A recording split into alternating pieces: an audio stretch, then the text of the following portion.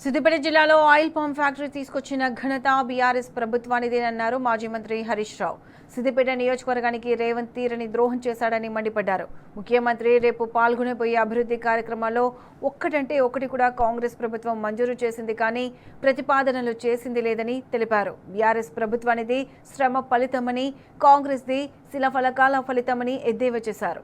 2.5 ఏళ్ల కాంగ్రెస్ పాలనలో బీఆర్ఎస్ హయాంలో చేసిన అభివృద్ధికి రిబ్బన్లు కత్తిరిస్తున్నారని విమర్శించారు. రాష్ట్ర ముఖ్యమంత్రి గారి పర్యటన సందర్భంగా ముఖ్యమంత్రి గారికి ఒక బహిరంగ లేఖను నేను ఈరోజు విడుదల చేయడం జరుగుతూ ఉంది.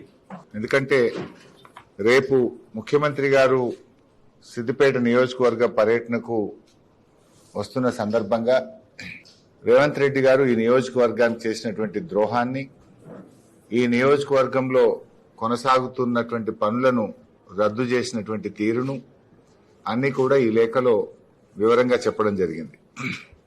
రేవంత్ రెడ్డి గారు రేపు సిద్దిపేట నియోజకవర్గానికి వస్తున్న క్రమంలో కొన్ని అభివృద్ధి కార్యక్రమాలకు, ప్రారంభోత్సవాలకు ఆయన పెట్టుకున్నారు. అందులో ఒక్కటి కూడా ఈ ప్రభుత్వం వచ్చిన తర్వాత మంజూరు చేసింది కానీ ఈ ప్రభుత్వం ప్రతిపాదనలు పెట్టింది అయితే అంతకంటే లేదు.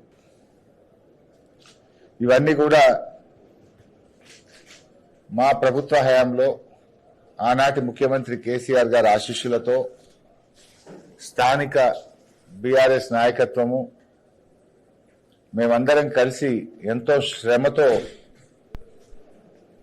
ఇవన్నీ కూడా నిర్మించుకోవడం జరిగింది, వీటిని ఇక్కడ తెచ్చుకోవడం జరిగింది. దానికి రిబ్బన్ కత్తిరియడానికి రేవంత్ రెడ్డి గారు వస్తా ఉన్నారు. అంటే మాదేమో శ్రమ ఫలితం, వారిదేమో శిలాఫలకాల ఫలితం. అంటే శ్రమ ఫలితం మాది, శిలాఫలకాల వంతేమో మీదైంది.